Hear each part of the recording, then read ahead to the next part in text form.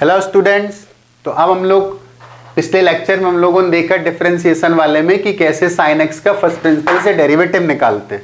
तो आज की क्लास में हम लोग जैसे sin x का निकाला था वैसे cos x का डिफरेंशिएशन निकालेंगे और वो भी फर्स्ट प्रिंसिपल का यूज करके निकालेंगे।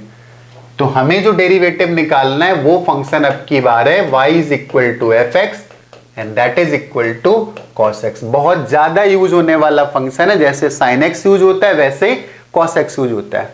जिसको मैथमेटिक्स पढ़नी, साइंस पढ़नी, उसके लिए ट्रिग्नोमेट्रिक फंक्शंस में sin cos tan तो बहुत जरूरी फंक्शंस हैं। तो हमें इसका डेरिवेटिव निकालना है, वो भी फर्स्ट प्रिंसिपल यूज करके निकालना है। तो रिकॉल करते हैं क्या था फर्स्ट प्रिंसिपल, याद है? अगर पिछला लेक्चर देखा होगा तो रट गया होगा कि फर्स्ट प्रिंसिपल के लिए डेरिवेटिव निकालने का formula dy upon dx is equal to limit s tending towards 0 f of x plus h minus f of x upon h। Is that okay? अगर fx की वैल्यू cos x है तो f of x plus h की value कितनी आएगी? cos of x plus h आएगी। x था तो यहां भी x था, यहां पर x प्लस h आ गया तो यहां पर भी x प्लस h आ गया।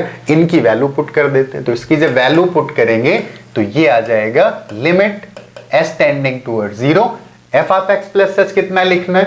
इसको लिखना है cos of x plus h minus fx को कितना लिखना है?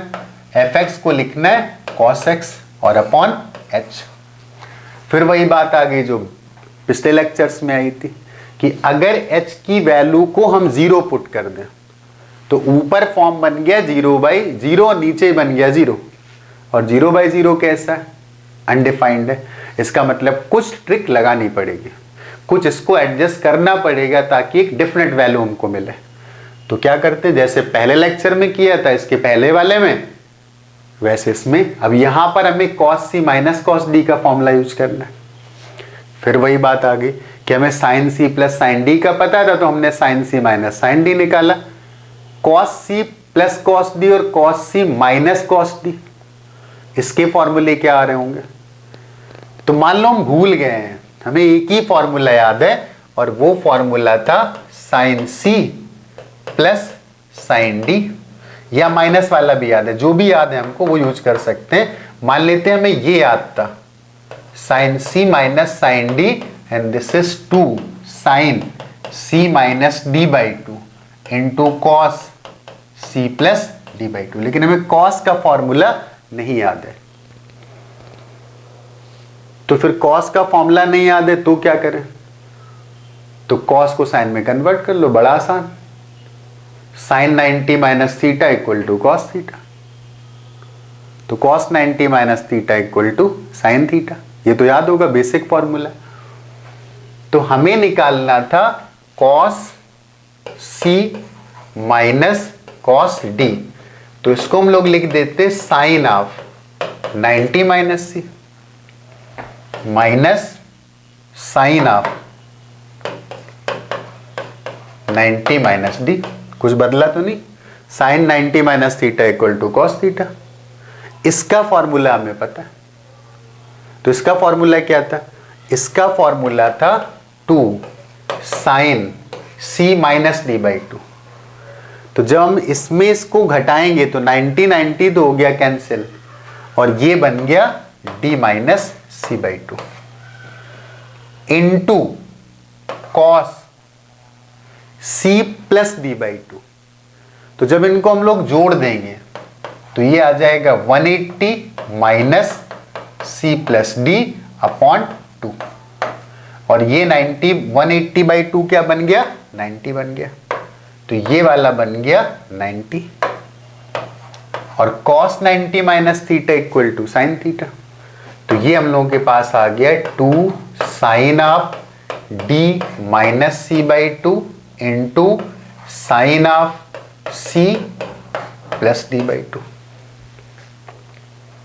याद आ गया formula? cos c minus cos d का फॉर्मूला आ गया 2 sin c plus d/2 into sine d minus c। ये तो बात हो गई कि अगर हम भूल जाते हैं तो क्या करते हैं। तो लॉजिक से जो लोग पढ़ते हैं तो उनके लिए चीजें बहुत डिफिकल्ट नहीं होती। तो हमें ये पता चल गया कि इसका फॉर्मूला आ जाएगा limit of S tending towards 0 two sine of c plus d by two करेंगे तो x plus h by two आ जाएगा।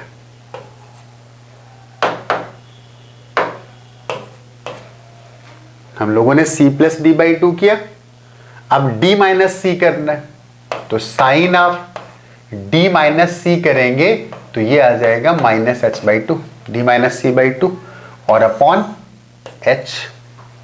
Sign minus theta is equal to minus sine theta हमें पता है, तो हम लोग इसको थोड़ा सा एडजस्ट करते हैं। लिमिट s टेंडिंग टूवर्ड्स 0, इसको वैसे ही लिखा रहने देते हैं, sine of x plus h by two, इसका माइनस बाहर निकाल लेते हैं, वो यहां पर आ गया।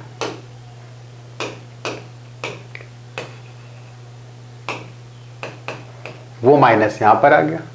ये जो 2 लिखा था इसको नीचे लिख देते हैं तो नीचे हो जाएगा h बाई टू और यहां पर बचेगा sine of h by to.